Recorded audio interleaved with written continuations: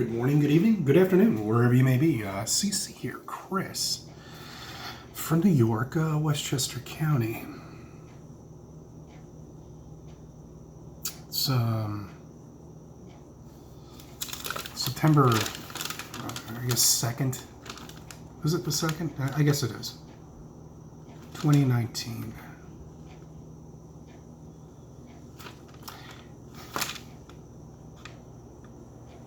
I know 90% of the people here are flat earthers. Okay. But for the other 10%, or I would say out of the 10% of people that are here, 5% of them are page rolls, and the other 5% are truly people who just like coming to my videos and leaving stupid comments, as you'll see in the next 10 minutes. Okay, guys. We're going to be talking about something today.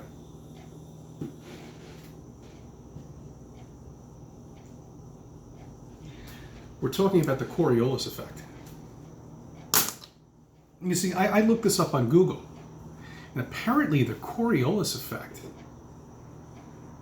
which is the atmospheric conditions that apparently revolve on the ball people think they live on. Remember, the ball. Remember, it's a ball. Okay? All right. I mean, think how ridiculous it sounds. That people think they live on a ball traveling through space. But let's not get into that. That's that's going into a different league right now. Okay. I'm trying to keep the 5% of people that are out there that really think they live on this ball. I want you to remember this word, we. It's an abbreviation. And it's an abbreviation of what we live on. Because we're supposedly moving from west to east at 1,000 miles per hour. As you can see, I don't have one of those fake balls with the earth, but I do have a tomato from my garden. So we're moving, okay? Let's take this tomato from west to east. That's how we're revolving. That's why the sun comes up in New York before it does in California. And we have a 3-hour difference, okay?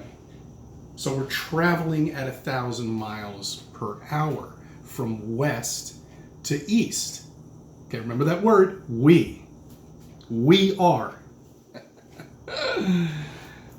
Just so ridiculous. So, my question is this Hurricane Doreen? I don't know, they gave a name for it. I believe it's Hurricane Doreen, which is the video that I have on the thumbnail, is going to be coming to Florida and going up the east coast a little bit. I think as far as North Carolina. New York is safe, and everybody down in Florida right now, and that we're in the Bahamas that just got hit, it's disgraceful because they're chemtrailing these storms and they're intensifying them. I don't even need to show you the clouds because we have a milky background, so I mean you really can't see the chemtrails right now. They've already done their job. They did it yesterday. They've already chemtrailed us. So now they wait for the storm to come in to intensify the storm. See, I'm getting off the subject here, and I apologize for that. So we're tracking this storm, okay? And I challenge one meteorologist out there. This isn't a challenge for meteorologists. One of them to call me and explain to me how are they factoring in us moving from west to east, and how they're tracking a storm moving up a coastline that's going up north. Because they're not taking an effect of the revolution of 1,000 miles per hour, right? 1,000 miles per hour is what they tell us. That's how we're revolving. And storms coming in. So shouldn't, if this was actually correct, this storm coming in should be in Texas right now. because we're traveling at 1,000 miles per hour because we live on a ball, right? A ball is what we live on.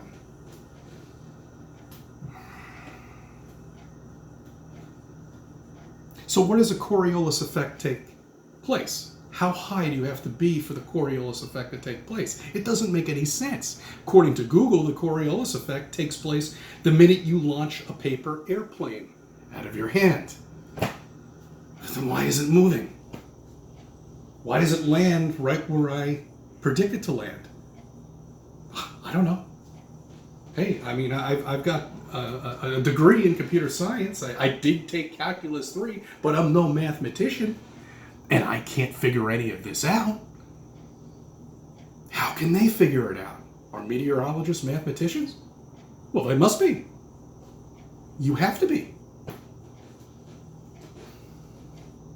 A simple little thing like this, where the Coriolis effect is a real thing, apparently, and they taught us in school, but yet none of the physics work out because they couldn't possibly ever track a storm.